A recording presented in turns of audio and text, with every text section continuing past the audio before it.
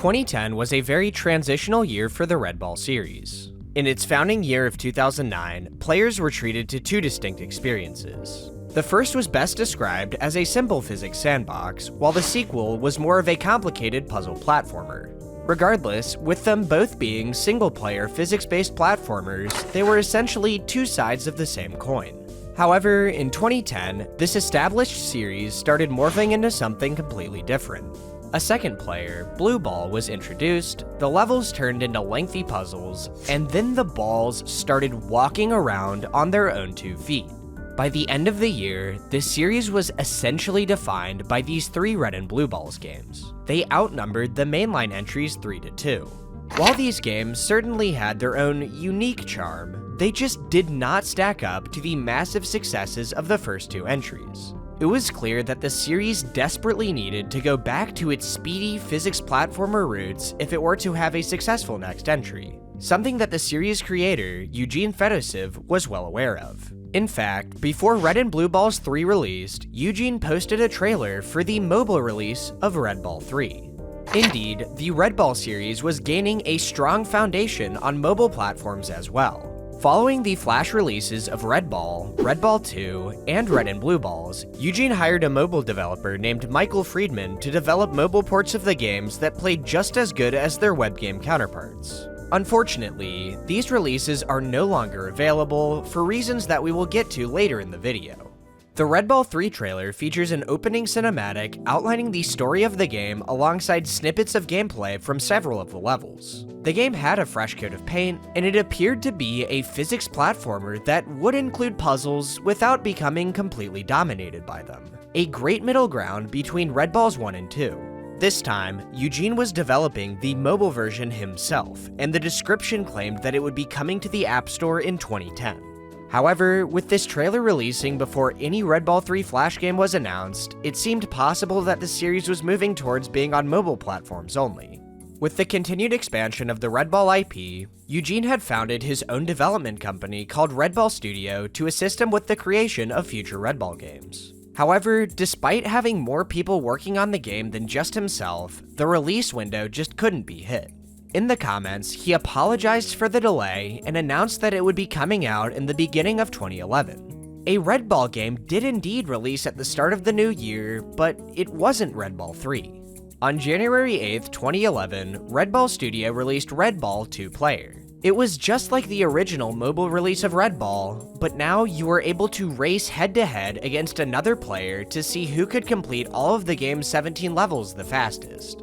You could either compete against a random person online through Game Center or against someone locally via Bluetooth. Eugene even challenged players to try to beat him in the app's description. Implementing this form of real-time competition was an extremely novel concept back in 2011, and it is still exceptionally unique to this day.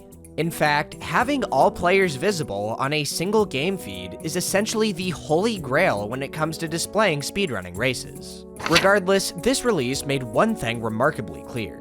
Eugene was acutely aware that allowing skilled players to move through the game fast was a cornerstone of what made a Red Ball game a Red Ball game.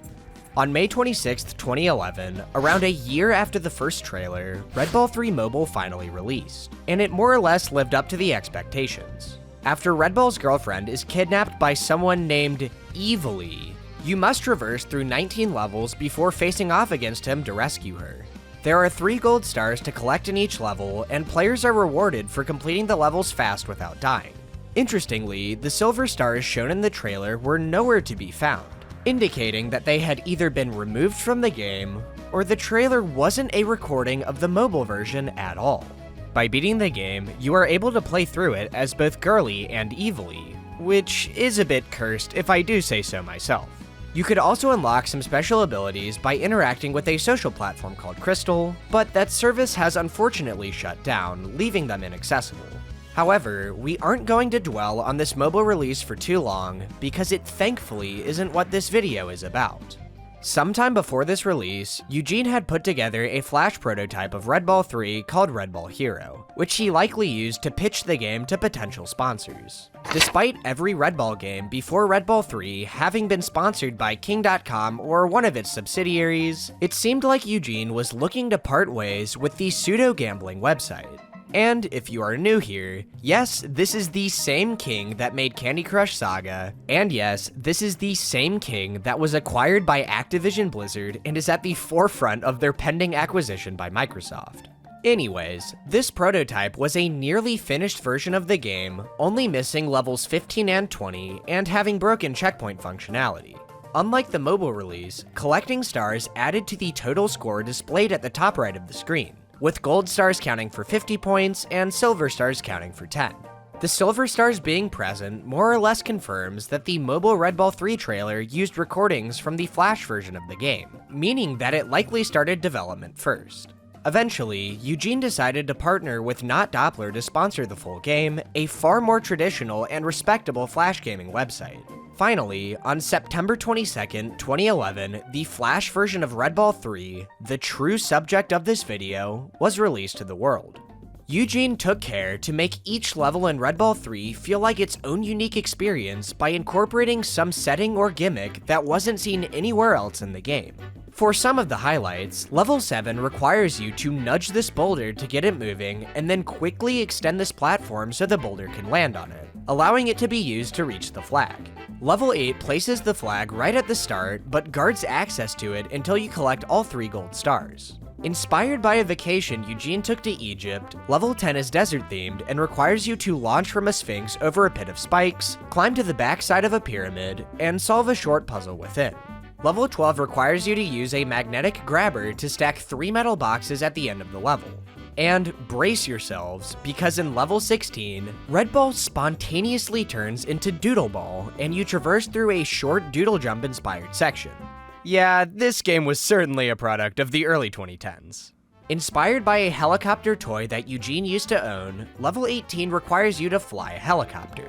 Level 19 features a magma ball that will cook the flag if it reaches the end before you, and level 20 is, of course, the boss fight. Which does remind me of something else, but I can't quite put my finger on it. Jokes aside, this game was absolutely a step in the right direction for the Red Ball series, and it managed to synthesize elements from other games, such as the physical levers from Fireboy and Water Girl, and the Doodle Jump section from, well, Doodle Jump, to create something truly unique. The game did require players to move objects around to complete each level, but the lengthy, arduous puzzles present in Red Ball 2 were now a thing of the past. With Eugene showcasing his speed-focused mindset through many of the game's elements, this release had the potential to be an excellent game to speedrun. So, who was the first person to take a stab at it? While I was diving into the depths of YouTube to try and find early, unrecorded speedruns for my World's Hardest Game video, I decided to take the time to do the same for each Red Ball game that I hadn't yet touched on. For Red Ball 3, I only found one world record that was not yet recorded.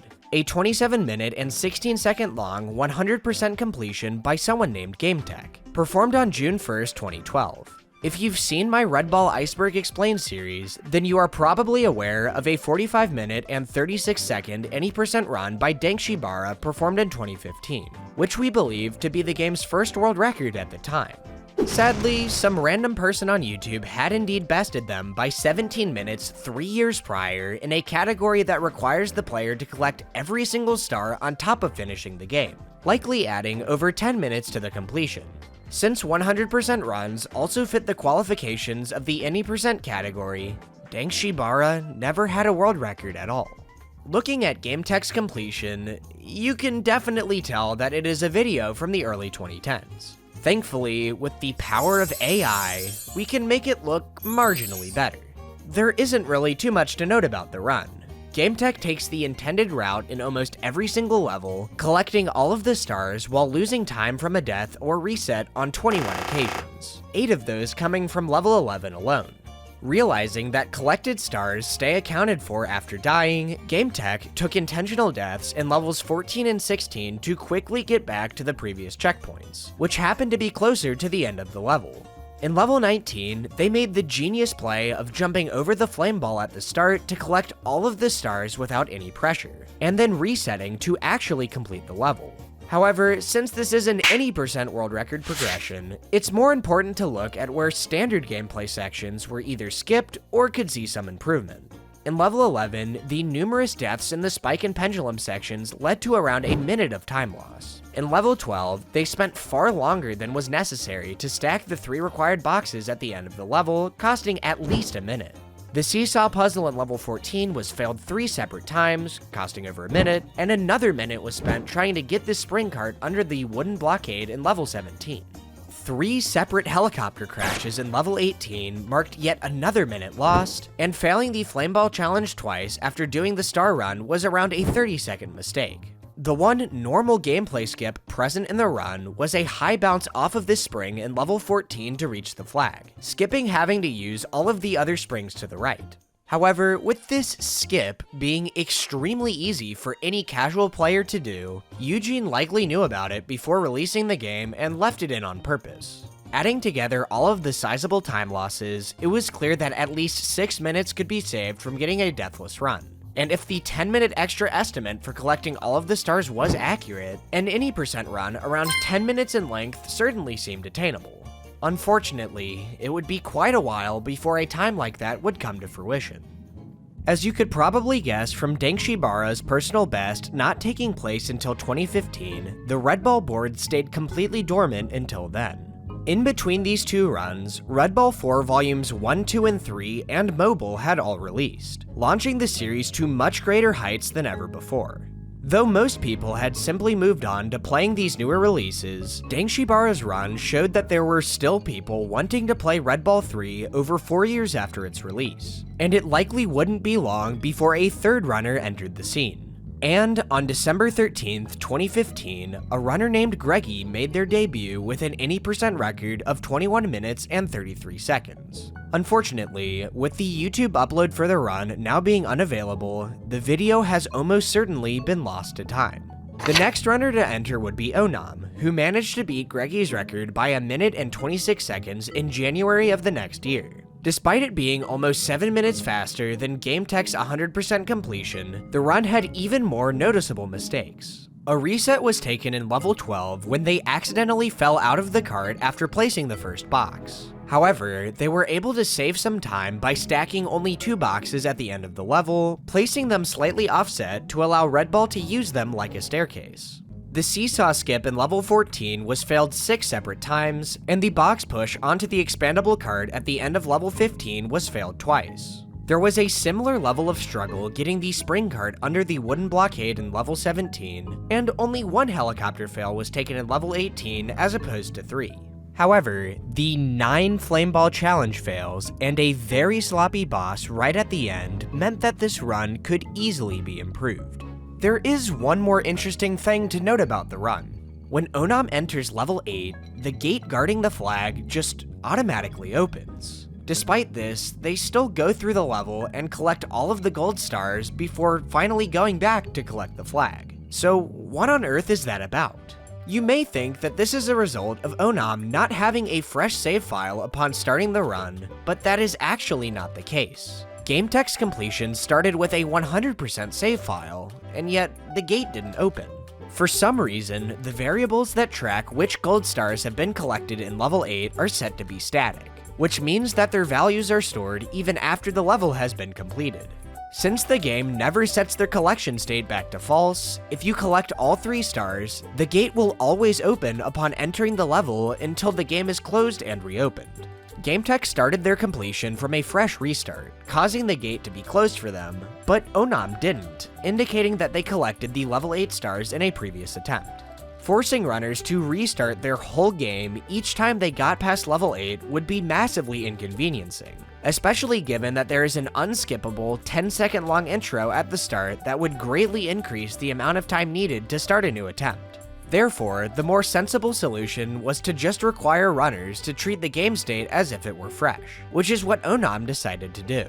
If any player collected the flag before obtaining all 3 stars, the run would simply be invalidated. After losing their record, Greggy was determined to reclaim it.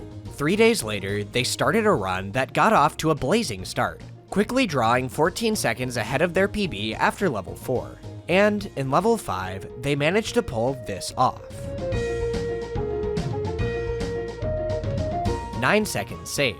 By performing a precise jump off of this lever, it was just barely possible to reach the ground above, skipping the entire underground section.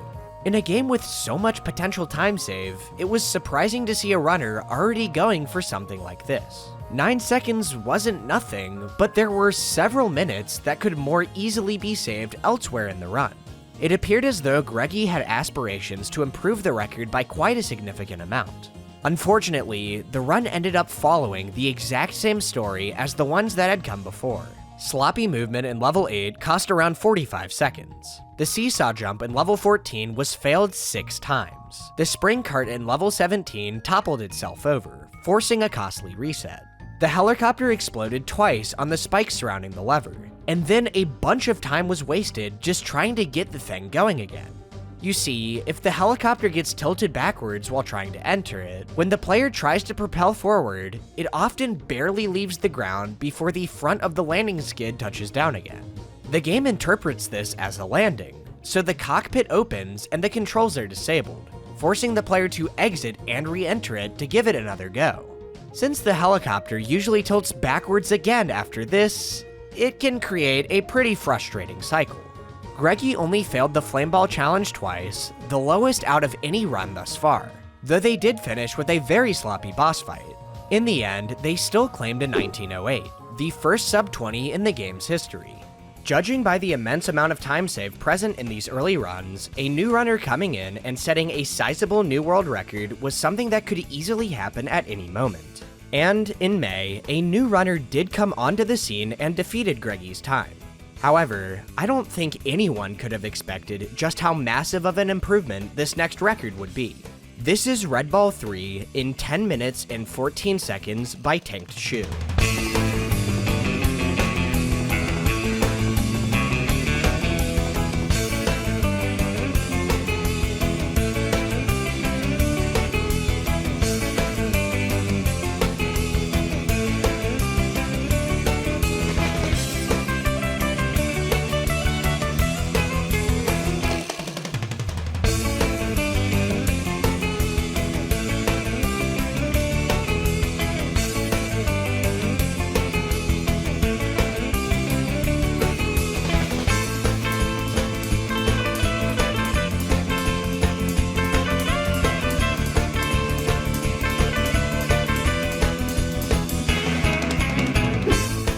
8 minutes and 54 seconds shaved off with a single run. Tanked Shoe first started playing Red Ball 3 to quell his boredom at school, and he quickly noticed that the game had quite a few physics anomalies with the springs, levers, and corners. From his observations, he came up with an assortment of ingenious strategies that assisted him in finally blowing the lid off of Red Ball 3. He was able to skip lowering the drawbridge in level 3 by jumping from the box to the top of the first wooden plank to the top of the second plank, and then over the axe pendulum entirely. In level 4, he reset at the flag to get a slightly more favorable cycle on the elevator, and he skipped moving this box to cover the spike pit by just directly falling into the cavity with the flag. In level 5, he incorporated Greggy's lever jump, though it did take him 3 tries to get it, as did the diving board jump that he implemented in level 7 to skip having to fill up the spike pit with water. Later in the level, he also skipped having to roll the boulder by getting a massive jump off of the ending slope straight to the flag. In level 8, he simply reset after collecting the 3rd star to skip having to maneuver all the way back to the start of the level. In level 12, he cut the number of boxes to move down to just 1, as he jumped off of the cart's magnet to reach the flag. He figured out that it was possible to cross this gap in level 13 without needing to push the box over. He did end up failing that pesky seesaw jump once, but he managed to nail the box push in level 15 first try without even extending the cart beforehand.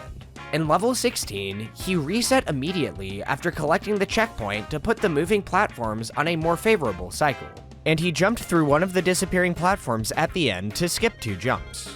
He did have the right idea of bouncing on the spring cart in level 17 while it was moving to potentially get it under the wooden barrier instantly, but it ended up taking him 4 tries to get it, costing around 40 seconds. The woes continued in level 18, as the helicopter entry and the lever flip both took several tries. However, he finished the run strong, completing the Flame Ball Challenge first try with this risky jump on the platform and swiftly killing the boss by luring him to the right wall. Even though this run was such a huge improvement over the previous record, Tangshu wasn't even sure if he should post it because of the 2 minutes of obvious mistakes that he had committed. Thankfully, he decided to submit it to the leaderboard anyways, officially thrusting the game into the era of optimization. The next logical step was for someone to clean up some of those more sizable time losses to achieve the first sub 10 in the game's history. And, as Greggy had proven with their 1908, if you took their record, they were going to try and take it back. Greggy had previously taken just 3 days to reclaim the record, but almost 6 months after Tank's run, there was still radio silence. This was a far more difficult run to beat than Onam's 2007, and it was possible that Greggy had just found it to be too daunting this time around. However, the silence would finally be broken on November 11th, 2016, when Greggy posted their next PB. They started by mirroring all of Tangshu's strategies, pulling ahead of him after hitting the lever jump first try. In level 6, they jumped off of the moving boulder much earlier, and in level 7, they hit the diving board jump second try instead of third. And for the first time ever in a Red Ball 3 record, they hit the seesaw jump in level 14 first try. In level 15, they had a slight hiccup with the boulder roll, but they more than made up for that in level 17 by getting the spring cart under the wooden barrier on the very first attempt.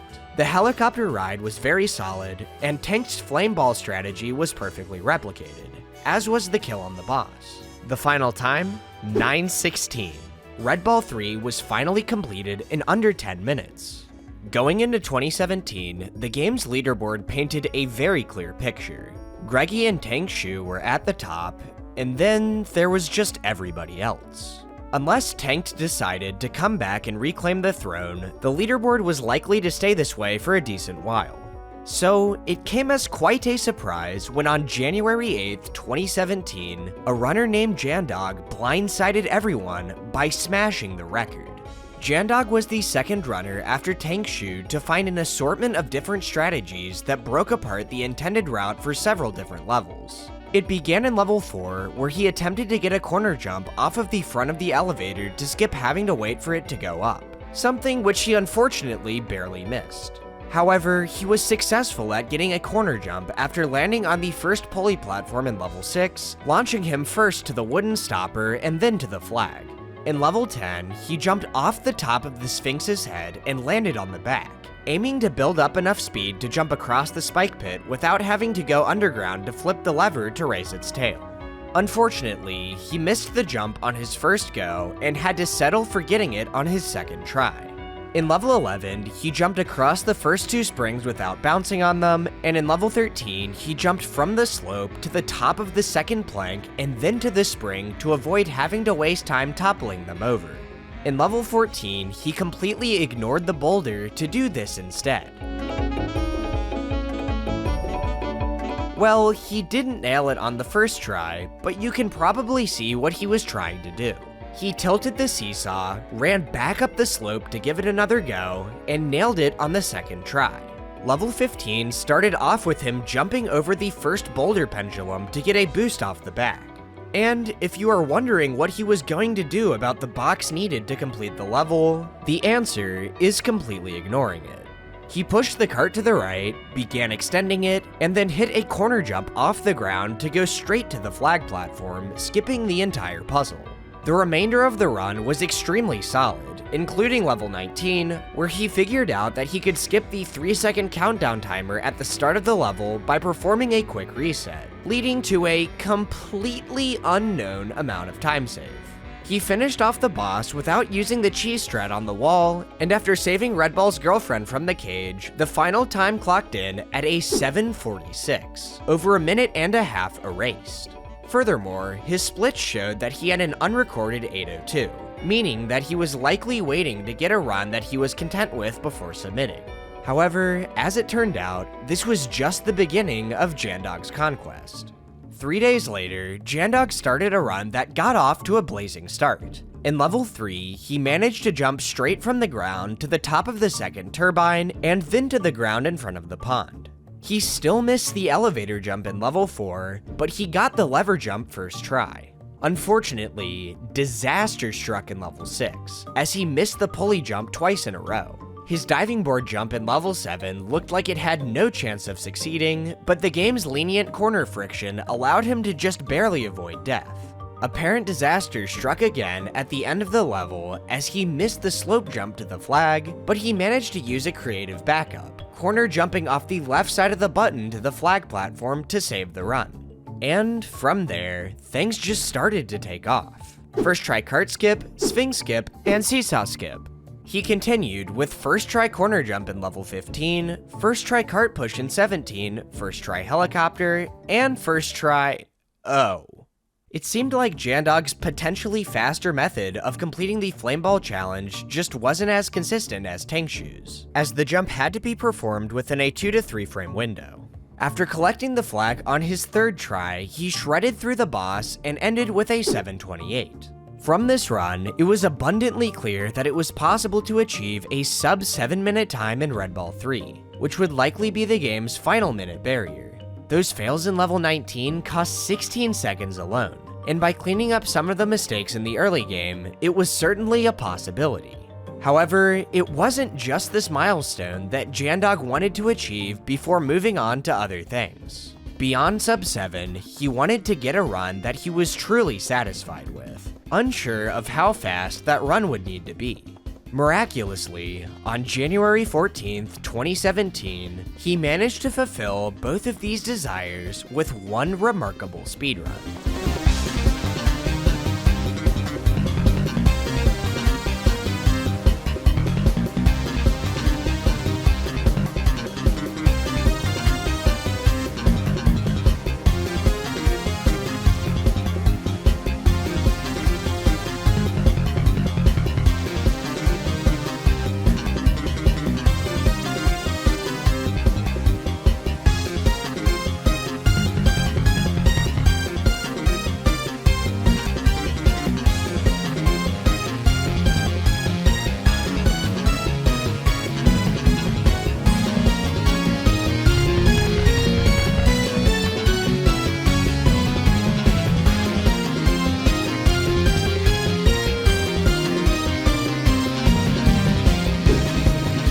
.643.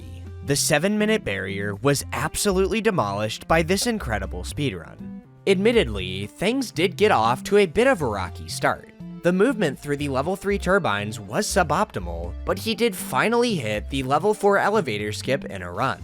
Level 5 had a reset at the start and a second try lever jump, and level 7 had some resets that cost around 5 seconds. However, it was only up from there.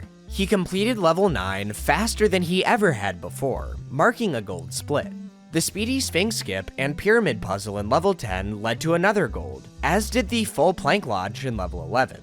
He marked another gold in level 12 after hitting an incredibly difficult, frame-perfect, and setup-dependent wall jump that he discovered on his second try, avoiding the need to move any boxes. His speedy level 13 led to the 5th gold in a row, but his hot streak was unfortunately interrupted by having to back up the seesaw skip in level 14. He golded level 15 thanks to a new corner jump method, he golded level 16 thanks to his quick checkpoint resets, and level 17, while not a gold, was still speedy as well. In level 18, he finally flipped the lever on the first contact from the helicopter, and he finally nailed an optimal flame ball challenge in level 19, marking 2 more golds. When all was said and done, his run had 10 gold splits, 9 coming from levels 9 and beyond. Thanks in large part to the stellar second half, Jandog found himself content with this truly special speedrun and left the game behind.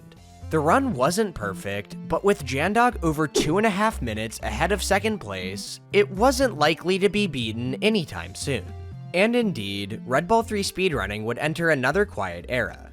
By October of 2018, the leaderboard hadn't changed one bit. No new records, no new PBs, and no new runners. However, the Red Ball series as a whole wasn't facing the same competitive drought. Motor Jam and Banana Nana had been fighting for the Red Ball 4 Volume 1 any% record throughout the year, and me and Rare EG had been dueling it out in Red Ball 12 levels during September and October.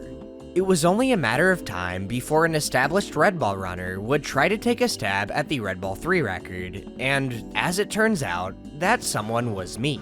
After I finally set the first sub 330 in Red Ball on October 14th, I quickly hopped over to Red Ball 2, where I set the 20 and 25 levels records on the same day.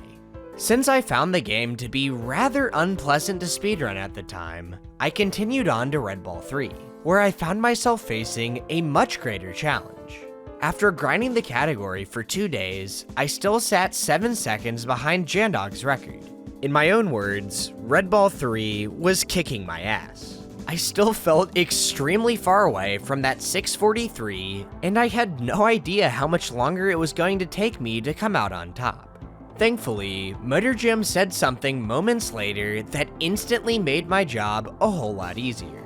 If you've seen my Red Ball 2 world record progression, then you probably already know about this. But yeah, back in October of 2017, a random person named Truman to Good, who still has no submitted speedruns, made a guide post about how to double jump in Red Ball 3 that went completely unnoticed for an entire year.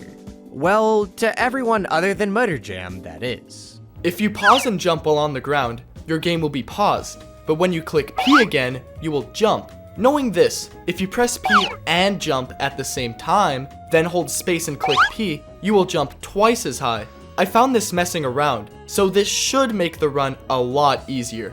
Indeed, by pausing and jumping on the same frame, the game will play a jump sound and give the player velocity, while the position will remain unchanged.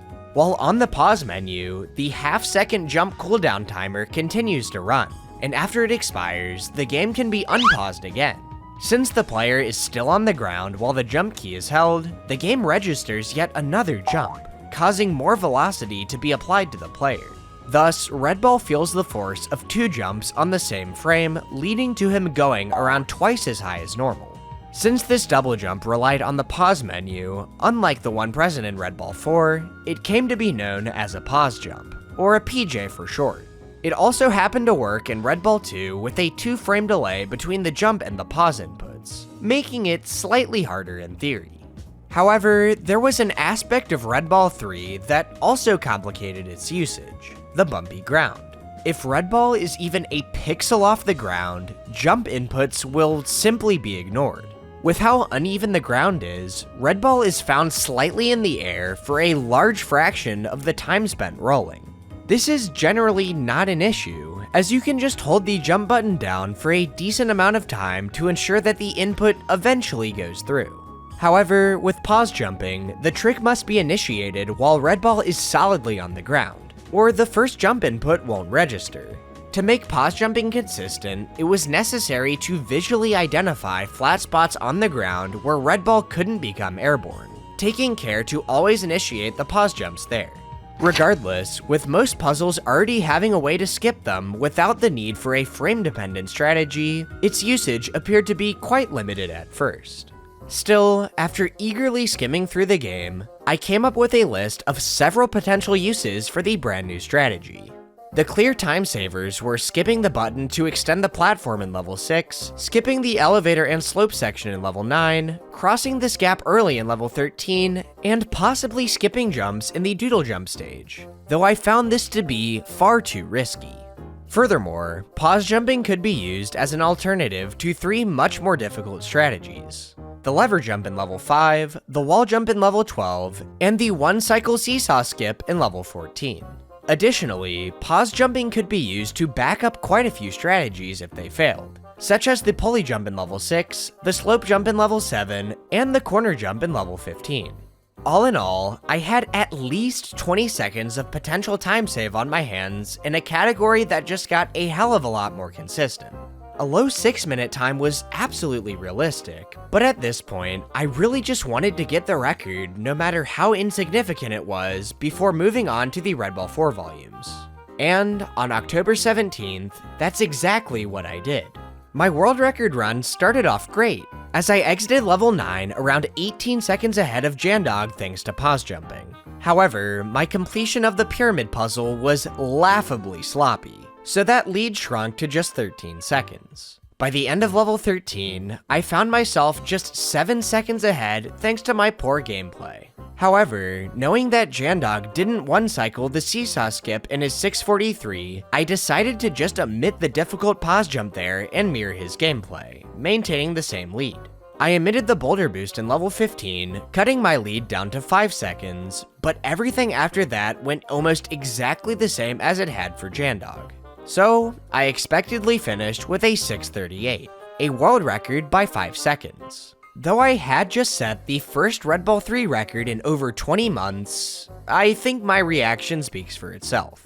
By the looks of it, it was a 638, which is honestly not that great, but it's world record, so GG. I needed to keep moving through the series and continue my record conquest, and that's exactly what I did for the next 2 weeks.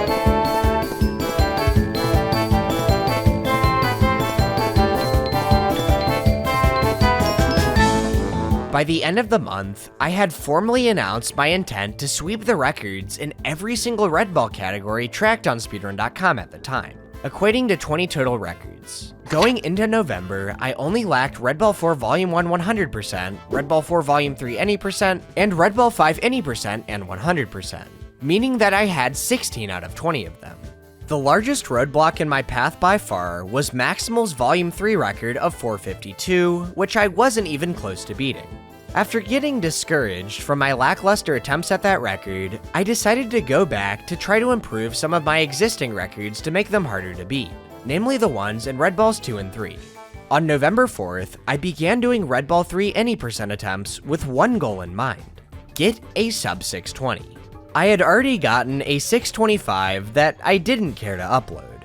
This was the milestone that I needed to achieve before moving on.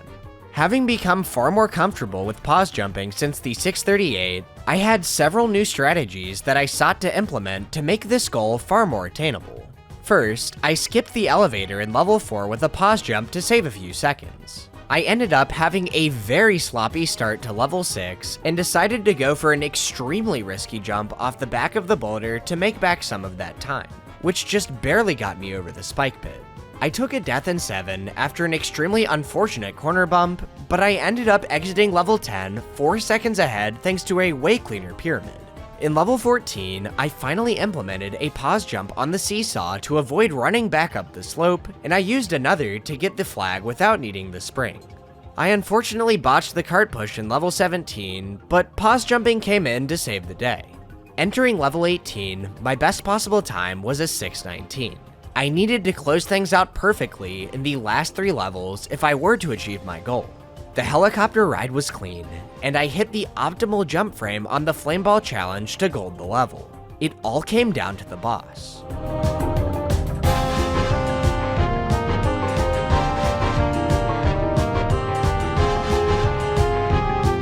My fight seemed somewhat clean, but as I rescued Pink Ball from her cage, my timer read a 620.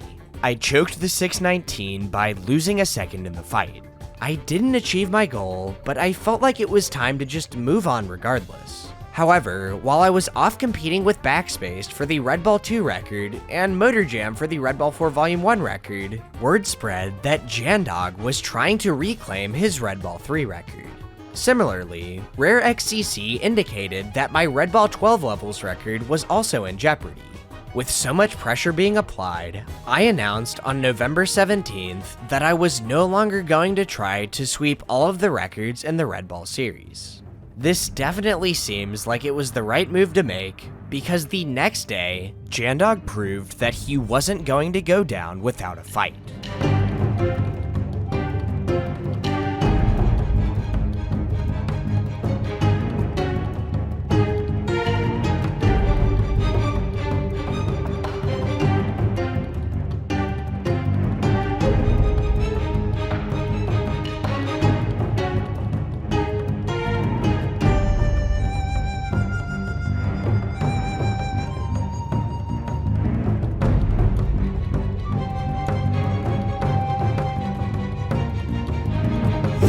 .608, an outstanding record obtained after an unrecorded 616. There were a few mistakes, like this missed lever jump in level 5 and this missed pause jump in level 9, but the run was mostly composed of definite highlights. In the level 10 pyramid, the rock stopped in this small pocket before rolling to the button instead of first rolling up the slope, a largely uncontrollable event which saves around a second. Of the new strategies, Jandog finally implemented the pause jump at the start of level 16 to skip 3 platforms and save around 5 seconds. Since the player automatically jumps in this stage, it is only necessary to hit the pause button on the exact frame that the player touches a platform. In level 17, he completely skipped the spring cart with a well-timed jump over the spikes and then implemented what was initially a backup pause jump to reach the flag. Jandog hastily made me aware of the new record, and since I had become quite fatigued with Red Ball 3, I decided that I would just let things sit for the time being. It wouldn't be until February 2019 that I would decide to give things another go. Part of the reason that I came back was because the game had finally gotten a new runner named YTK Bowser, who shared some strategies that could make it quite a bit easier for me to beat Jandog. Firstly, he showed that it was a good idea to incorporate a pause jump while doing the Sphinx skip, as though it lost a bit of time, it made the strategy a hell of a lot more consistent. In level 13, he implemented a pause jump right at the start to skip one of the spike wall jumps, and he showed that a PJ in level 19 could make the level both faster and more consistent. However, his most significant contribution was in level 16, where he showed off a technique that saved around 3 seconds. By pausing the game for a bit, it is possible to expend the jump cooldown timer before Doodleball hits the next platform, allowing for a jump to instantly happen upon contact. The funny thing is that this strategy wasn't even found by YTK, and was rather discovered by his real-life friend named Bo, so it was dubbed the Bo trick. With these new strategies at my disposal, on February 9th, I got onto a run that started off not great to say the least. Comparing to my PB of 612, I made back 4 seconds of a 5.5 second deficit with an extremely clean level 8. The pause jump on the Sphinx absolutely saved my run, and I ended up exiting the level about tied with Jandog. I hit the 13 pause jump second try, and I used another pause jump to back up a failed corner jump in level 15. Entering level 16, it was still possible for me to attain the first sub 6 in the game's history. So I made sure to wipe away any possibility of that happening as soon as I could. I messed up the bow trick on the second checkpoint platform, but I got the ones on the platforms at the end. To vent my frustration, I went for a risky new ending strategy in level 17 and thankfully nailed it. The helicopter was quite good, the new Flameball challenge strat worked out great, and the boss fight, well, I guess it could have gone worse. In the video description, I summarized the run in just 4 words. This ain't it, Chief. Indeed, I had come back for a sub 6, and I wasn't going to stop grinding until I achieved it. And on February 11th, the stars started to align.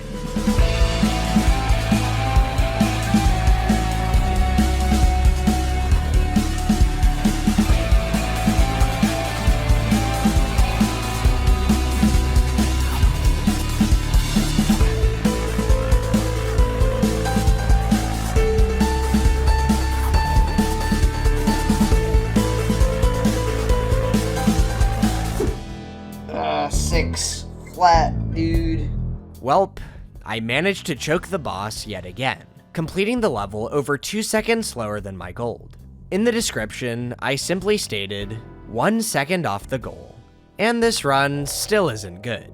Whether or not I was being too hard on myself, I still had one more second to save, and I had to do whatever was necessary to get the sub 6. Thankfully, the next day, I got another shot at it.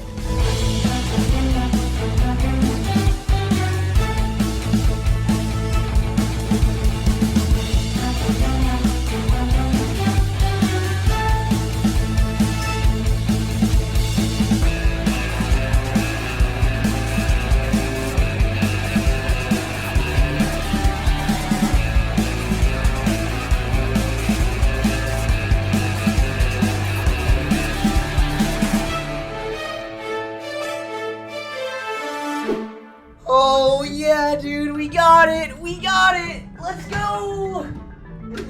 Let's go! 559.733.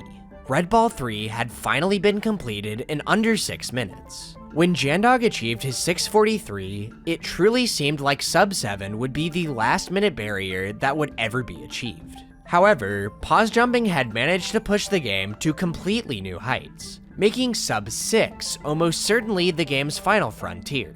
The run could absolutely be improved, but I was completely done playing Red Ball 3 for now. With Jandog seemingly out as well, either YTK or a new runner would have to be the one to push the time lower. As February continued, I noticed that I was getting somewhat close to obtaining the Red Ball series sweep again. At this point, there were now 22 different categories, and I was up to 17 of those records. If you've seen the Red Ball 2 world record progression, then you probably remember what happened next. Rare EG, my biggest speedrunning rival at the time, became very alarmed that a sweep might actually happen, and he decided that he needed to do something to stop it. He formed a Discord server on the 25th with himself, MotorJam, and Maximal with the purpose of stopping me dead in my tracks. EG quickly managed to beat my records in Red Ball 2, but he kept the videos hidden for the time being. In March, he set his sights on Red Ball 3, and on the 7th, he pieced this run together.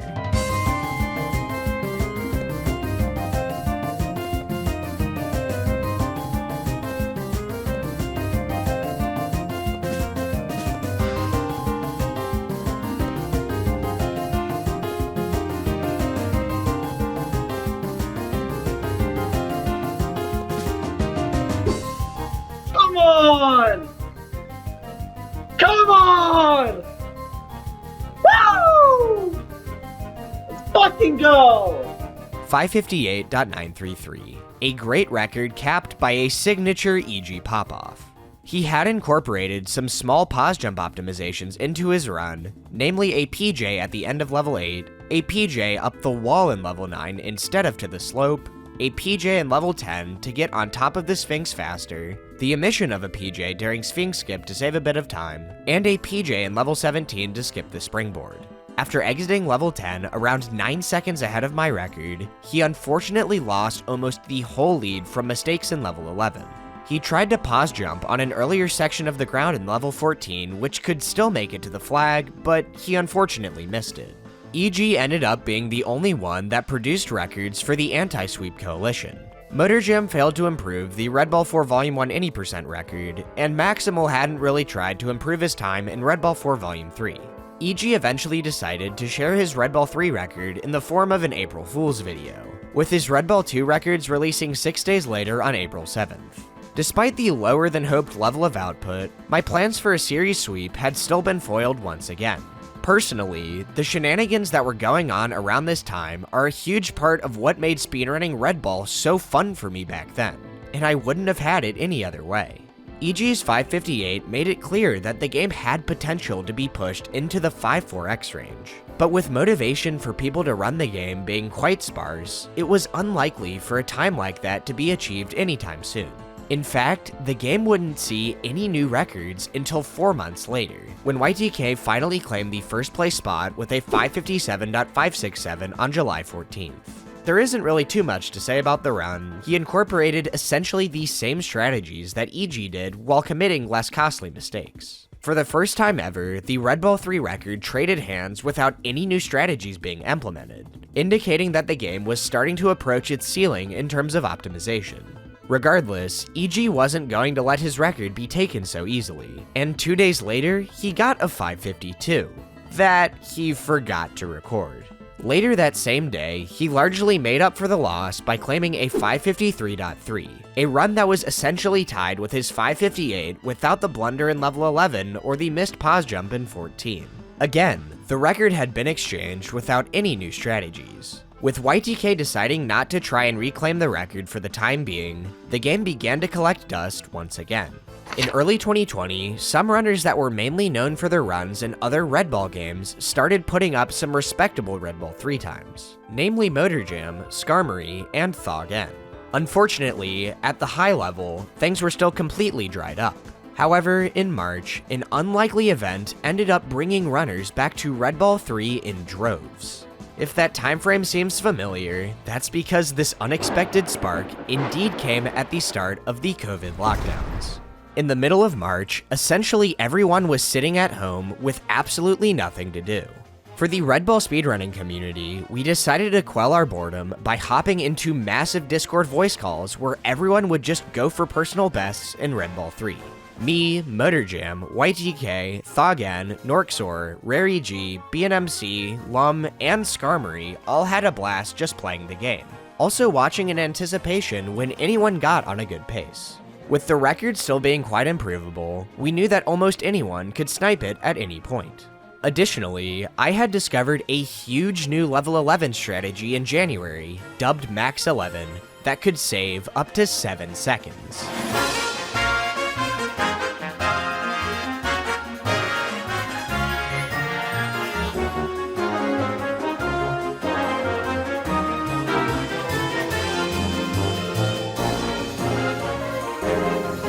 I remember that when I first got this individual level run, I felt like I wasn't even playing Red Ball 3 anymore. Never before had it been possible to move this fast for this long. The 4 well-timed pause jumps and the frame-perfect springboard launch needed to execute Max 11 to its fullest made it easily the hardest strategy in the entire game. But the potential time save made it impossible to ignore. Almost everyone went for at least the slope portion of it in their world record attempts. On March 16th, YTK got onto a run that started off well. In level 7, he implemented a new strategy where you jump from the top moving platform to the lower moving platform and then do a pause jump to reach the ground on the right.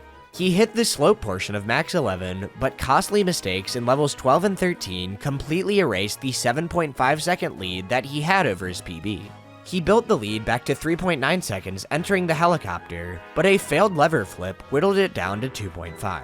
He omitted the pause jump in level 19 and saved time with the frame-perfect jump, entering the boss 3.9 seconds ahead. With a good fight, this run had the potential to just barely beat EG's record.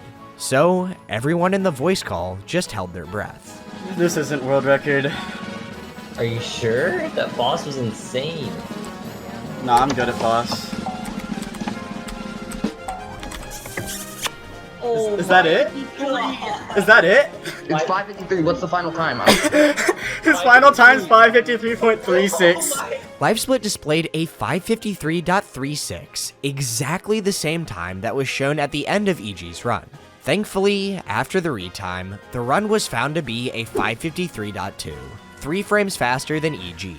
Seeing that his record had been beaten, EG knew that he had to get in on the Red Ball 3 action. Just a few hours later, he uploaded a new record. The run got off to a sluggish start, with a missed pause jump in level 4 and no bottom cart pause jump in level 7.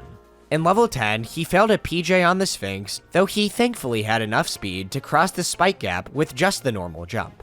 However, things started to take off after he hit the slope portion of Max 11, though he opted to take it safe at the end and just did a single jump to the second pendulum, which was a bit slower. Then, in level 13, he did this. Back in January of 2019, YTK had shown that it was possible to get a corner jump off the third plank to go directly to the flag platform, which skipped the spring entirely. By pause jumping off of the slope, this strategy was even faster, and it was honestly more consistent as well. Entering level 18, he was easily on pace for a 5-4x. Unfortunately, he botched the helicopter entrance, and the lever didn't flip on first contact. Despite the 4-second time loss, it was still possible. All he had to do was nail the flame ball challenge and not choke the boss.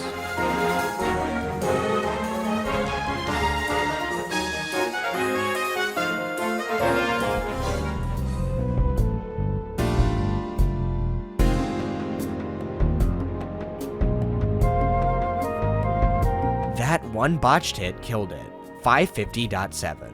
The sub 550 was still at large. A few hours after EG's run, Thogan ended up claiming a PB of 550.833, just 4 frames off the record. The next day, he continued his world record attempts in the voice call with everyone else, and got onto a run that started with a very solid early game. He decided to do a pause jump off the pulley in level 6 instead of going for the corner jump since he found it to be more consistent. He did the first pause jump in level 11, but he opted to complete the rest of the level normally, not attempting any of the other pieces of max 11. After not doing the pause jump in 13 either, he found himself 3 seconds behind EG. Thog's attempt strategy was clearly to prioritize consistency over going for any crazy strategies, something that had the potential to pay off in the short term if he could avoid making any costly mistakes. His rock-solid gameplay in the next few levels led him to being neck and neck with EG going into the helicopter, meaning that he was easily on pace for a 5-4x. A botched lever flip proved quite costly, but with a good flame ball challenge, he entered the boss on 547 pace. Unless he somehow botched saving Pink Ball from her cage, victory was almost certain.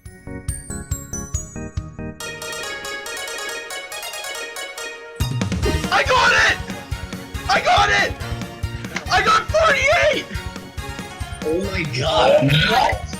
The ending was a bit sketchy, but there it was, 548.7. Red Ball 3's first notable 10-second barrier had been taken down. With the spur of activity surrounding the game, Thog knew that his record could possibly be broken that same day, but he didn't really mind. He had gotten the first 5-4x. Thankfully for him, his record did survive the rest of the day. It didn't survive the next one though. It was pretty obvious at this point that a sub 540 was a realistic time. In fact, it was essentially the end goal for the people that were currently running the game. Even though the record was a 548, it was absolutely possible for someone to skip straight to a 539 or below. On the 18th, I got onto a run that started with a very interesting conversation. How boring would a Red Ball 1 world record? It honestly doesn't sound that exciting at this point. Red Ball 3 sounds more exciting. Like, what even would be Red Ball 1 world record? The reason that this was a topic of discussion was because, a week and a half prior, I had released my first speedrunning documentary, Red Ball 4 Volume 1 World Record Progression, which had received just over 1,000 views at the time. Therefore, it made sense for people to analyze the prospects of making one for Red Ball 1, and Norksor's assumptions about such a video were likely correct. Why would someone bother with making a video about a game with such a weak storyline? Who would even decide to watch that? After getting a pretty standard early game, I approached level 11 with the hopes of placing myself on sub 540 pace.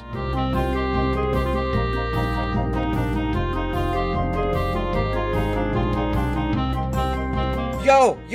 I got it! I got it! He got 11 strat in a run. I didn't get the springboard launch, but I nailed every other piece of max 11. I didn't go for the corner jump in 13, but I still exited the level with a best possible time of 534. All I had to do was finish the run without choking. Let's hope he doesn't choke you. I choked, guys, I choked. Well, that was quick. The best possible time was still a 538, but that included a level 17 gold that went a little something like this.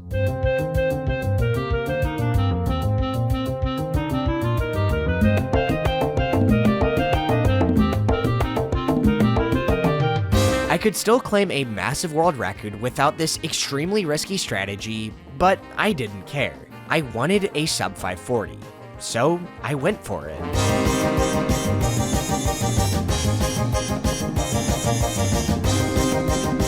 No! No! Oh my god, I wasn't ready for that run, dude. No one was ready. The beginning was even better than it was in my gold, but I just couldn't pull the whole thing together. I lost 7 seconds compared to the exit I could have gotten had I not died in the spikes. After a botched lever flip in level 18, the best possible time sunk to a 5:47. After nailing level 19 and golding the boss, that's the time I got. It was a world record, but it was much smaller of a jump than I was hoping for. Red Ball 3 world record progression coming in a few months. 2 days later, I got a run with a level 7 that looked like this.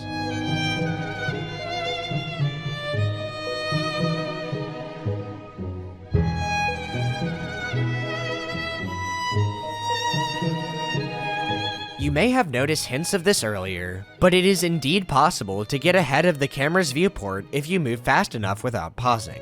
After getting a speed boost from this ridge in the ground, I knew that I had enough velocity to do a single jump from the bottom cart and roll up the wall. The second speed boost from the slope allowed me to collect the flag with Red Ball not even close to being in frame. I was on great pace going into 11, but disaster struck with the pause jump on the spring, causing me to lose 6 seconds compared to my PB. However, I knew that the 3x was still possible. I got the pause jump strategy in 13, and correcting my mistake in 14 placed me a second ahead. 15 and 16 went well, and once again, all eyes were placed on level 17.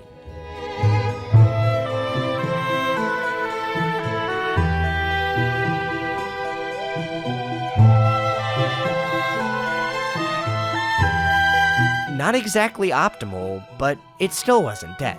The best possible time going into the helicopter was a 5:39. All I had to do was get the lever flip. That sealed it away. The remainder of the run was great, but it ended up clocking in at a 5:40.8. The sub 5:40 was going to have to wait once again. 2 more days of attempts brought me to a run with a passable beginning.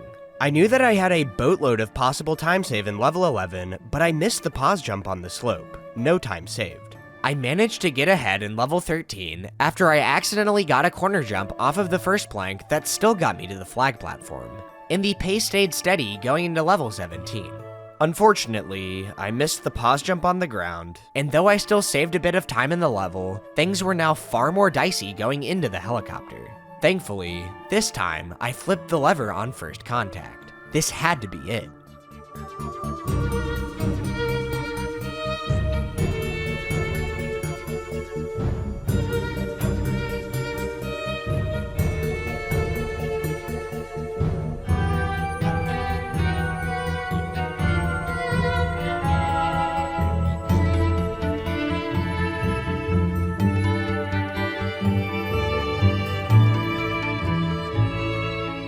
Capping the run off with a gold in the boss, I achieved the first sub 540 in Red Ball 3 with a 538.7. In the description of the video, I stated that a sub 530 was definitely possible, and that I hoped someone would get it in the future.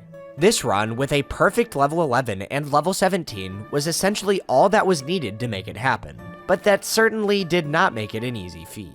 Regardless, I felt content with my position on the leaderboard, and I moved on from Red Ball 3 once again, officially ending the voice call record spree that had completely transformed the game's leaderboard. This week-long frenzy was truly some of the most fun I have ever had with speedrunning, and it's quite humorous how much our silly conversations in those runs ended up tying into my future as a content creator. However, with any high, there must come a low, and this time, it meant over 5 months before the leaderboard would see any significant activity. In August of 2020, RareEG decided that he would stream Red Ball 3 speedruns to try and reclaim the record once again. He decided to start on a fresh splits file, and by his 85th attempt, his PB was down to a 547. He got a pretty standard early game, but things quickly took off once he got the slope portion of max 11, and the corner jump off the third plank in level 13. Now 4 seconds ahead of the record, the train just kept rolling. He nailed the pause jumps in level 17. He flipped the lever first try with the helicopter, and the flame ball challenge was perfect. Even with a lackluster boss, this was easily it.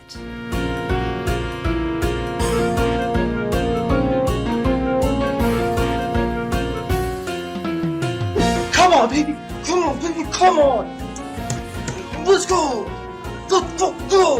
Let's jump, baby! Yeah, baby! Yeah, baby! Woo! Let's go! Let's go!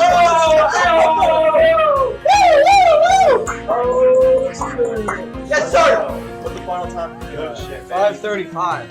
EG fluked a PB by 12 seconds and capped things off with yet another one of his signature pop-offs. It was an absolute treat to watch this happen live, and the chat replay shows just how pumped we were to see him claim the record back. The next Red Ball record that EG set happened to be his legendary 307 in Red Ball 12 levels, making this run one of the final stepping stones in the story-ridden journey of Red Ball 1's world record progression. A journey which I had the privilege to share in video form on November 29th, 2020. Thanks to this passion project and many of my other videos picking up traction in January 2021, swarms of runners came into the community and set personal bests in many of the games across the Red Ball series, including Red Ball 3. This heightened level of activity also motivated existing runners, such as YTK Bowser, Mario, Norxor, and Motorjam, to push their times lower as well. Most notably, YTK Bowser claimed a massive PB of 538.667 with him skipping 4x entirely. By June of 2021, the top of the leaderboard was way more packed, and it started to look more and more likely that someone would swoop in and beat EG's record. On June 9th, a new runner named Jaroio claimed a 536.167, a run that could have easily been the record with a more optimal boss fight. On the 12th, another runner named Cookie Eater claimed a 537.267. And on the 20th, yet another new runner named Zenon claimed a 536.267 after almost 4,000 attempts. This meant that there were now 6 separate runners with a sub 540, and with 3 of those runners actively trying to beat the record, it was sure to fall at any moment. The only question remaining was, who would be the one to do it?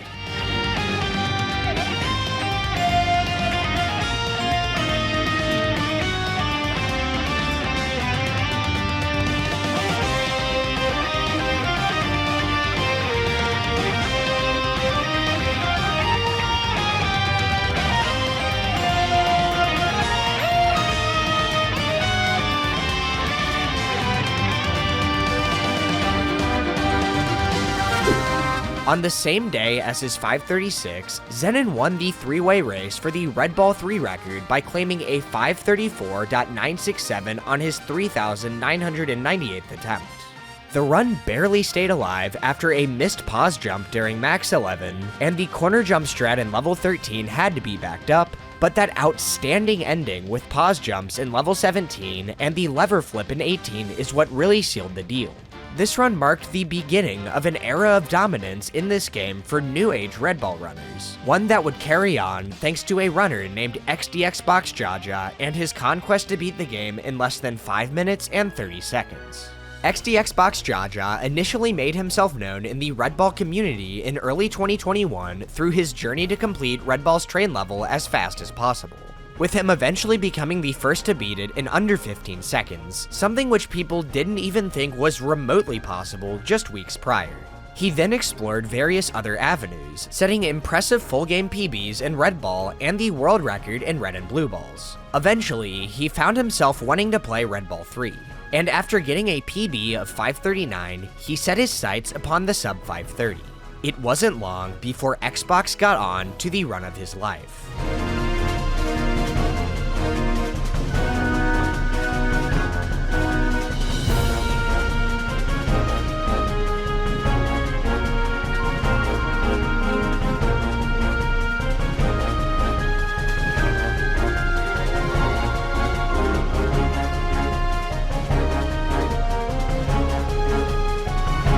Going into level 17, the best possible time was a 522. He nailed the pause jump, crossed the spike pit, and readied himself for the final jump.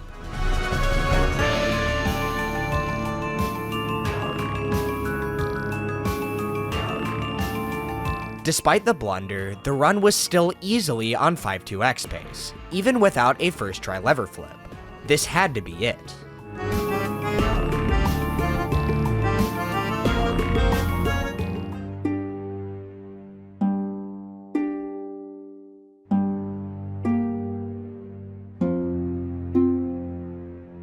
This was by far the most brutal choke the game had seen yet. When someone has the potential to fluke that large of a world record, the level of nervousness is unimaginable. When your hands are literally shaking on your keyboard, it is significantly more difficult to perform the precise inputs needed to optimally finish off a Red Ball 3 run. Though Xbox unfortunately couldn't pull this run together, he wasn't going to let it deter him. On June 25th, Xbox got onto a run with a blazing fast level 3 thanks to a corner boost off of the second plank, a 248-10 exit, and full max 11. He unfortunately missed the corner jump in 13 and some pause jumps in 14, and in level 17, he curiously pause jumped before the spikes, which led to a bit of time loss. Regardless, with an instant lever flip, he would easily be on 2x pace. He got it. 19 was perfect, and the boss fight was clean. Xbox had finally achieved the first sub 530 with a 528.433. Because of the mistakes that he committed and the much higher potential that he knew he had, all he had to say was, "Bad run, but I didn't choke helicopter." Xbox wanted to push the game much further than this 528, and he was going to keep pouring in attempts until he achieved a sub 520.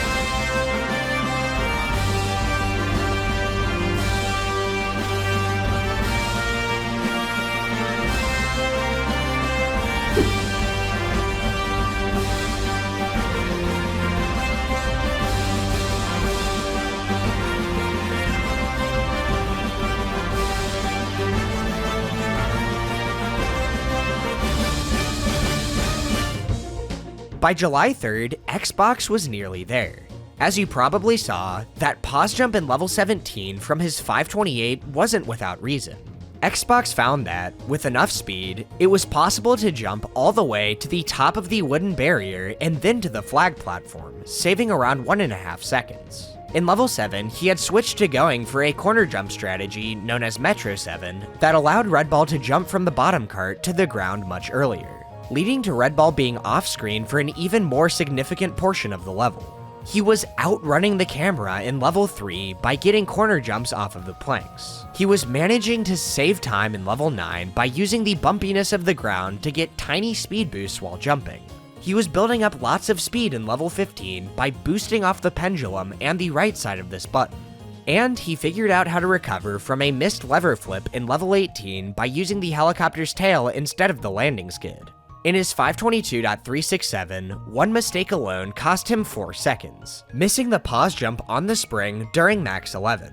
He was bound to claim the first 5-1X at any moment, and there wasn't much reason to believe that he wouldn't be the first to do it. However, it turned out that he wasn't just going to be able to go for it unopposed, as something had once again drawn me back to Red Ball 3. On June 8th, I had finally managed to complete a long-term goal of achieving all 12 records in the Red Ball 4 Flash volumes, capping off my conquest with a Red Ball 4 Volume 1 80% glitchless world record of 408.867. Later that month, I shocked both myself and the community by swiftly claiming both the 12 and 17 levels world records in Red Ball 1. Despite all the new activity that the Red Ball series had been getting, I somehow found myself in the position to do something I hadn't even thought about for over 2 years, achieving the series sweep. This time, I set my parameters on the categories that were included in the full series 80% and 100% records on the multiple Red Ball games leaderboard. This meant no Red Ball 5, no Red and Blue Balls games, no Red Ball 4 Mobile, and no glitchless or low percent categories, which left 18 total records that I sought to claim. In late June, my efforts had brought me back to Red Ball 3, where I was simply gunning for Xbox's record to bring my total to 14 out of 18. I set personal bests of 531.533 on June 28th and 528.5 on July 2nd. On the 3rd, I got onto a run that had a corner jump in 3, bottom cart 7, and full max 11 with a modified ending, which put me 6 seconds ahead of Xbox's 522. I flubbed the corner jump in 13, but so had Xbox, so my pace actually improved. My gameplay remained solid for the next few levels, and I entered level 17 still 6.5 seconds ahead of Xbox, meaning that I was unbelievably on 5:15 pace. This is what happened next.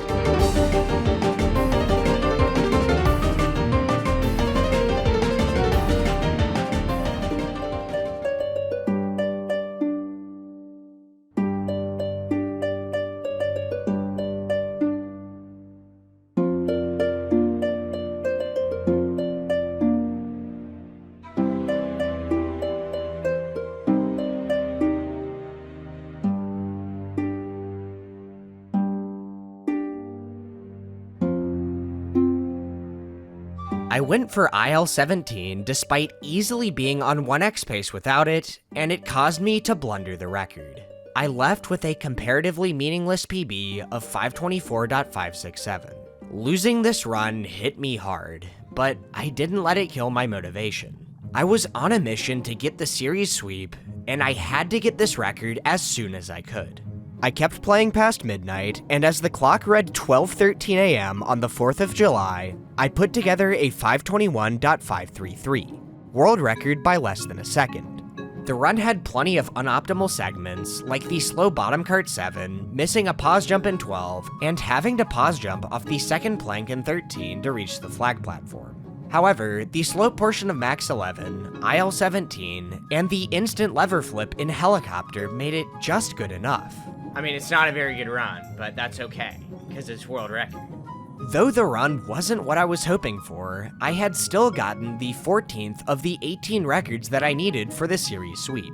Planning to move on to Red Ball 3 100% in the morning, I went to bed and woke up with 13 out of 18 records. Because Xbox lives in Poland, nighttime for me is the morning for him. After waking up and seeing that his record had been broken, he started doing attempts in hopes of sniping the first 5-1X while I was asleep. At 7:18 a.m. Eastern Daylight Time, he got onto a run that could easily do it.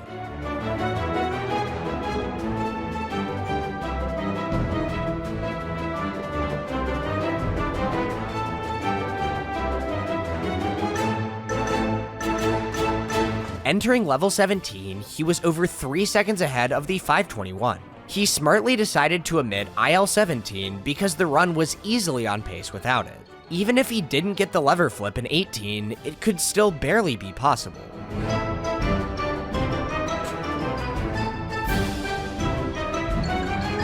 The recovery was sloppy. It was going to come down to the wire. He got his cleanest boss ever.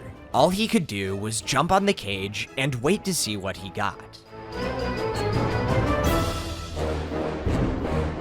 520.183. It just wasn't quite enough. I saw the news right when I woke up, but I still decided to take a risk and get the 100% record first before going back to any percent. I quickly beat YTK's record by 15 seconds with a 922. I had 14 out of 18 again. The run was far off my goal in the category of a sub 9, but I knew that I had to start the any percent attempts back up if I wanted to have any chance of getting the first 5-1X. After 25 minutes of attempts, I got onto a run at 11:11 a.m. that started off quite mediocre. 5.5 seconds behind Xbox out of level 11, I had a considerable amount of ground to make up. I saved a bunch of time by getting the corner jump in level 13, I had a blazing fast level 15, and I entered level 17 less than 2 seconds behind. IL-17, the lever flip in 18, and a decent flameball challenge and boss fight were all that I needed to bring this one home.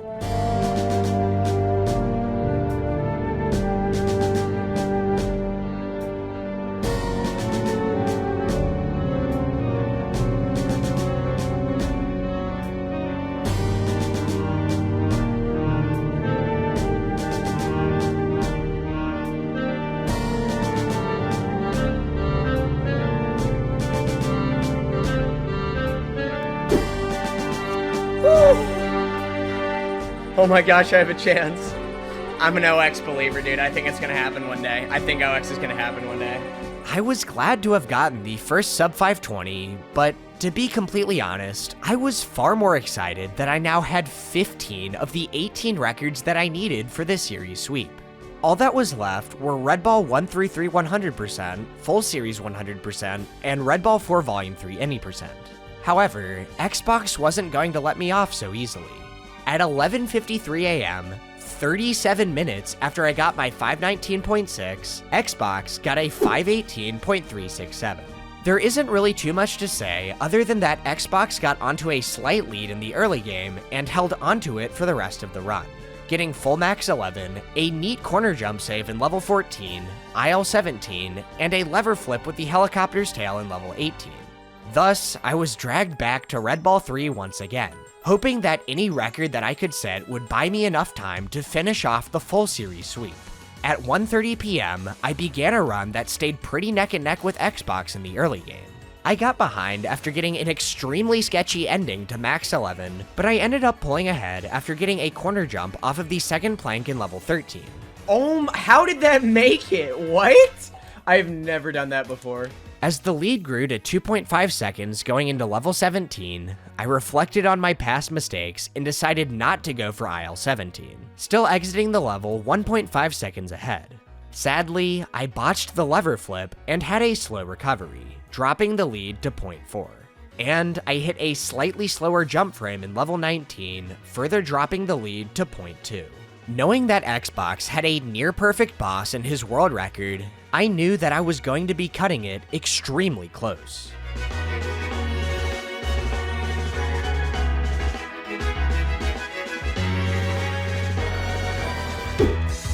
Oh my god! 2 frames! With the run finishing up at 1:35 p.m., this meant that it was the 5th Red Ball 3 record that had been set on July 4th in the span of less than 14 hours, with the record having changed hands every single time. 2 frames wasn't much, but it was enough to put me back to 15 out of 18 records. Later in the day, I easily claimed the Red Ball 133 100% and Full Series 100% records. All that was left was Red Ball 4 Volume 3 any percent. That night, I stayed up as long as I could, trying my hardest to beat Incredi's world record of 355.733. I set a new PB of 357.3, but I just couldn't piece a record together. As the night crawled past 3 a.m., Xbox woke up and immediately started doing Red Ball 3 attempts. And it didn't take long for my dreams to be crushed.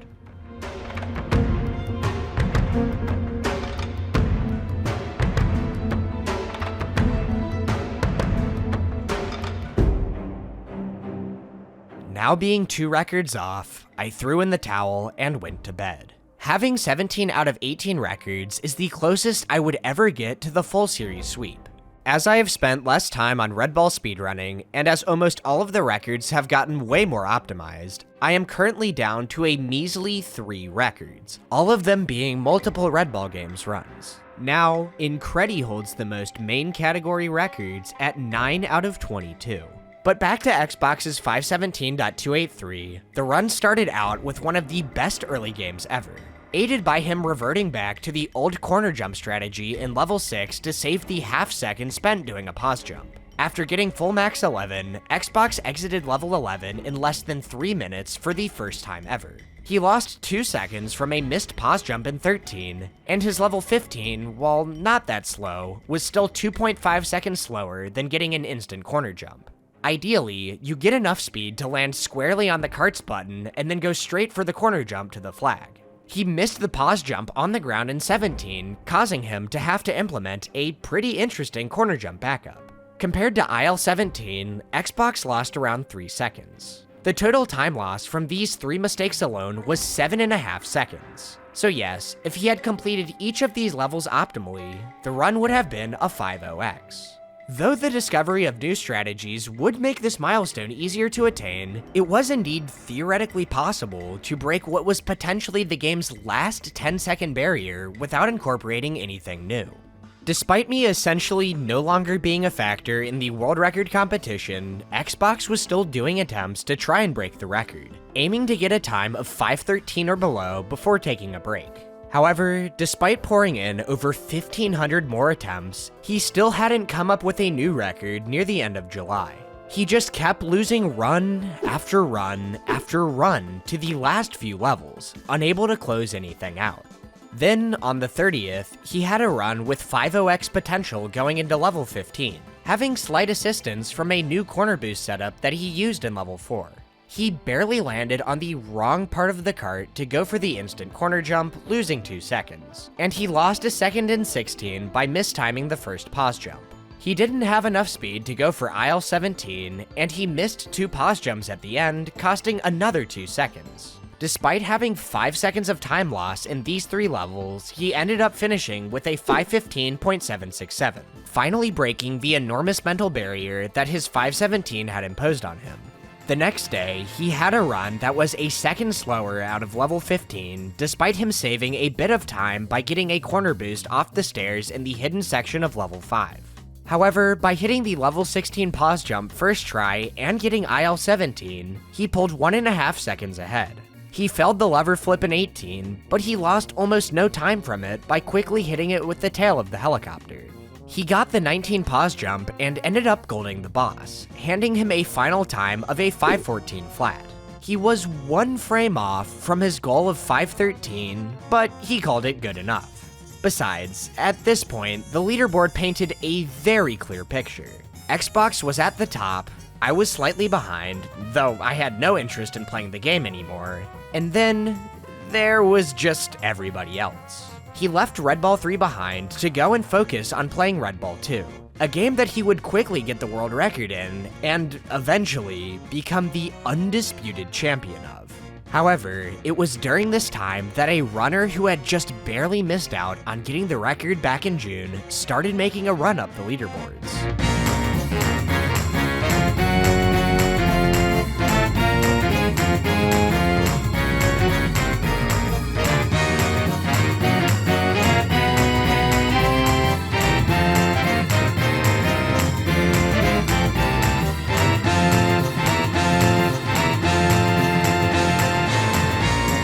On October 5th, Jaroio claimed a 5:16.167, good enough to place him at second place on the leaderboard.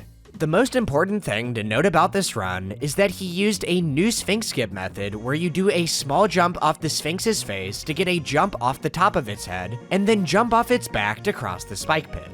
This strategy, aptly named the butt strat, was derived from the TAS of the game, and it could save around a second over the typical pause jump method. Jaroio kept gunning for the record, and on November 15th, he finally put together a 5:13.167 without needing aisle 17. He got the corner boost in level 5, and he saved over half a second in level 8 by using a corner jump to go directly to the star platform instead of having to jump off the platform to the side. However, the biggest save came when he hit the instant corner jump in level 15, completing the level almost 3 seconds faster than Xbox did. The description simply read, 3.5 seconds to go. Indeed, Jar was gunning to be the first to get a sub 5:10, and he had all the tools necessary to make it a reality. His next PB didn't come until January 4th, 2022, when he got onto a run that had a very similar start to his 5:13, aside from needing to pause jump on the bottom cart in level 7. Neck and neck going into level 13, he pulled a bit ahead after getting a lucky corner jump off of the first plank, something which hadn't happened in a world record since my 538.7 around 2 years prior. He got the instant corner jump in 15 and saved a second in 16 by not messing up the first pause jump. He entered level 17 on OX pace, but he sadly didn't get the aisle strat. He lost a bit of time in each of the last 3 levels and finished with a 5:12.467. On February 10th, he ended up getting a new record by just 5 frames with a roller coaster of a run.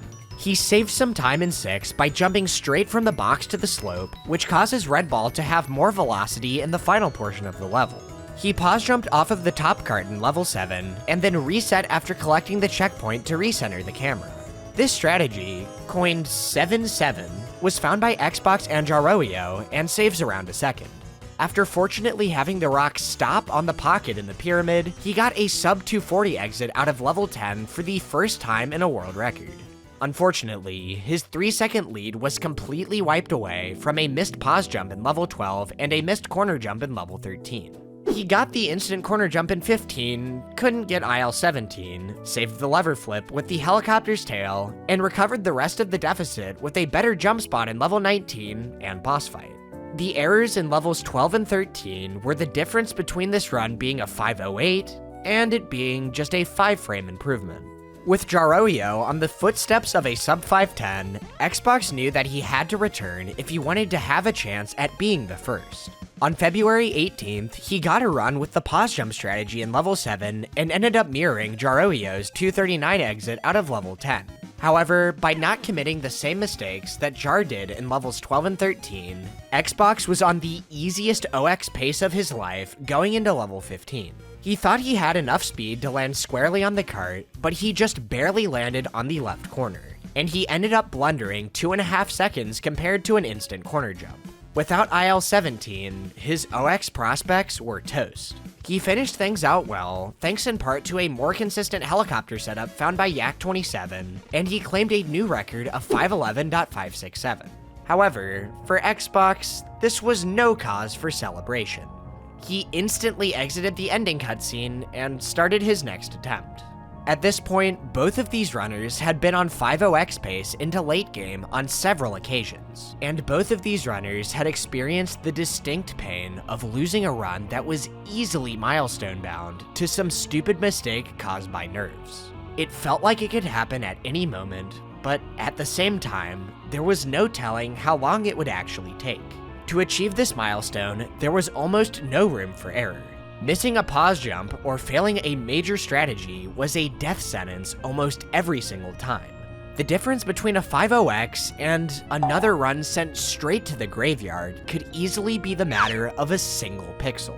Regardless, both of these runners were willing to do whatever was necessary to shatter this barrier, no matter how long it took them. Surprisingly, Red Ball 3's next record came the very next day.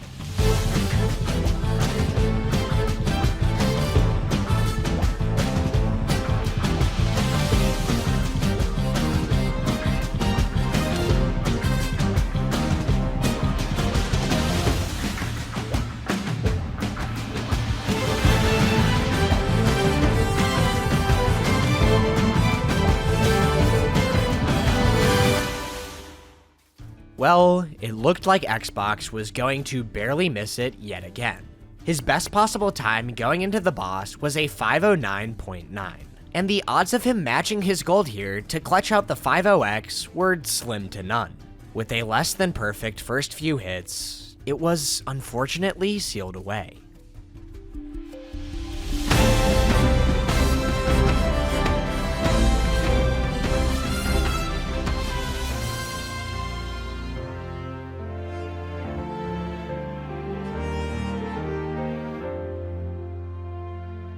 .509.767.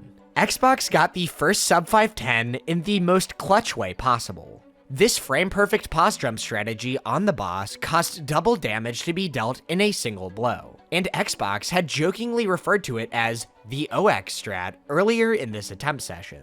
Little did he know that, just a few hours later, this small, risky time save would end up saving a 5.0x. To be put in this situation in the first place, the run couldn't have been perfect, and Xbox admitted that 6 seconds could likely be saved in the first 11 levels. However, the rest of the run was nearly perfect, and getting a sub 5 would absolutely require some new strategies to be found and implemented.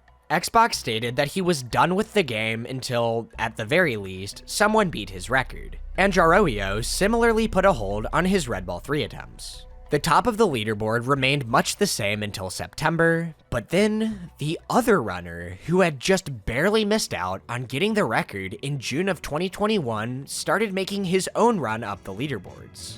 On September 17th, Cookie Eater claimed a PB of 513.767, assisted by a few new strategies. The first was this insane strategy in level 3, found by Starline, that requires a frame-perfect 1-frame jump at the start and a frame-perfect pause jump on the slope.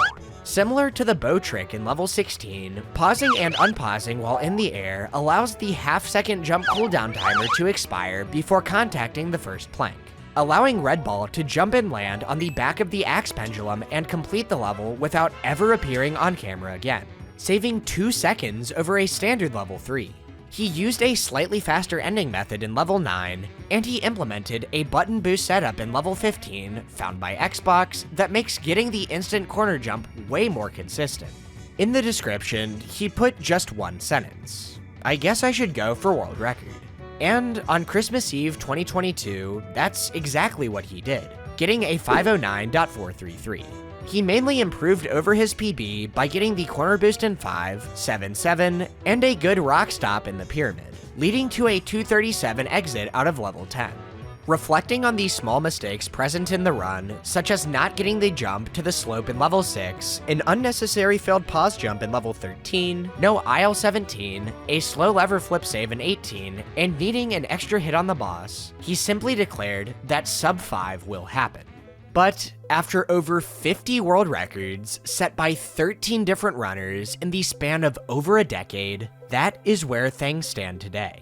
There are some IL strategies floating around that would theoretically make it possible to break the game's final minute barrier if implemented, but realistically, some new frame-based setups, like the ones in levels 3 and 15, need to be found to make it feasible. This minute barrier is especially significant because it is one of the last that is even realistic to break across all the Red Ball Flash games' main categories. It is largely because of this that I decided to put a $100 bounty on the milestone back on October 11th, 2022. However, through the creation of this video, I now have a better understanding of how much effort it would take to conquer this game's final frontier.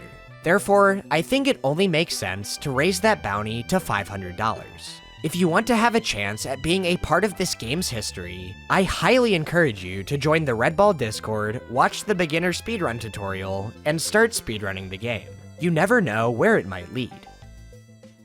Red Ball 3 is a game that marked a true turning point in the Red Ball series. At a time when each release was seeming to strip away more and more of what had drawn people to the series in the first place, Eugene finally decided exactly what he wanted a Red Ball game to be: an interactable physics sandbox that allowed players to make of it what they wanted, including trying to go through it as fast as possible. This decision clearly paid off, as the game managed to rack up 60 million plays in its first year, double that of Red Ball 2, easily making it his most successful and profitable release yet. Given that Red Ball 4 Mobile, which has a built-in speed challenge mode, now has over 200 million downloads, I'd say that things have continued to move in the right direction. Well, for the most part at least. You see, while all of the Red Ball Flash games, including even Red Ball Hero, are preserved and readily accessible despite the death of Flash on the web, that unfortunately isn't the case with most of their mobile counterparts. With the release of iOS 11, Apple made it so 32-bit applications were no longer compatible, which impacted almost the entire Red Ball mobile suite. A party other than Eugene was put in charge of updating some of the games to 64-bit, and these upgrades unfortunately made them all feel significantly worse to play. Red Ball 2 Player was kept on the App Store in its original 32-bit state, and it currently remains downloadable on older iOS devices. But I wouldn't expect that to last forever, as its Red Ball 2 counterpart was removed long ago. Unfortunately, Red Ball 3 Mobile was also nuked by its publisher, Chillingo, due to it never receiving a 64-bit update. However, that's not where things ended. At some point in 2022, an apparent licensing agreement expired, leading Red Ball to be rebranded as Rouge Ball, and leading Red Ball 2 and Red and Blue Balls to be removed entirely. I guess it just wasn't worth the effort to make those two also look like crappy bootlegs. Despite the muddy history of Red Ball on mobile devices, it is still the platform where this series has found the most amount of success and where it will continue to develop in the future. Still, I wish I could pull out my phone at any moment and do a Red Ball race against some random player around the world, and I wish that I could play through Red Ball 3 Mobile with the unlockable super skills. Unfortunately, it seems like that window of opportunity has passed. However, the magical thing about the Red Ball Flash games is that people are able to do whatever they want with them. Right now, I can open up Red Ball Online, a hack created by SmartCube, Sage, and I'm Purple, and do a real-time speedrun race against as many people as I want. And I don't know what special abilities you could use in Red Ball 3 Mobile, but I highly doubt that they would stack up to flying around at Mach 11 with pause jumping. Red Ball 3 speedrunning simply started as a quest to beat the game without dying too many times. Then Tanked Shoe came along and took advantage of the game's oddities, using resets and corner jumps to initially push things towards optimization. Jandog picked up where Tanked left off and found a way to skip almost every single puzzle in the game by simply poking around in the physics sandbox. When pause jumping was initially discovered, it primarily served as a way to make the game more consistent. However, as speedrunners have discovered more and more applications for this powerful tool, the difficulty of achieving an optimal run has only skyrocketed. Despite the challenges, so many different speedrunners have worked together over the past 10 years to push this game closer and closer to its limits, each motivated by their own unique goals. Whether it be breaking a new 10-second barrier, going for a series sweep, or trying to defend against one. Every single Red Ball 3 world record has a different story, and I hope that I was able to sufficiently convey them all through this video. Thank you all so much for learning about the history of Red Ball 3. Come on, Max. Oh my god, 2 away, what the fuck? Alright, I just have to finish the run now. Oh my god. Oh my god! No way. No fucking way.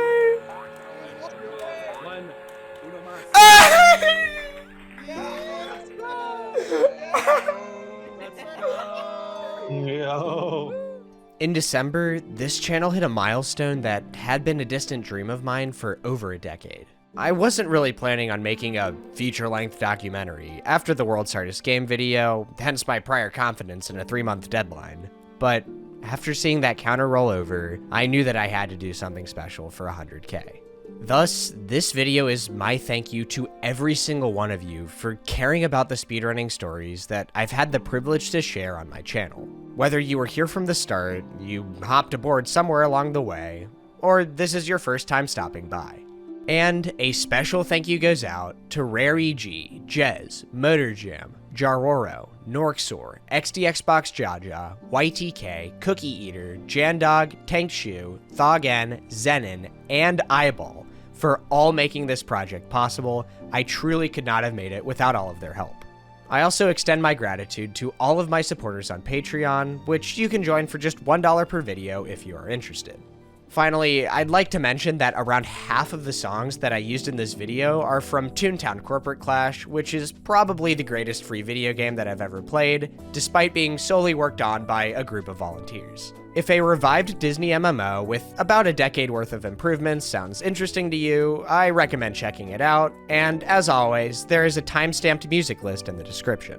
With all of that out of the way, I did get a package from YouTube about a month ago that I've been dying to open, so I say we see what's inside. Had to get me one of these. I'll try my best to hit my mic.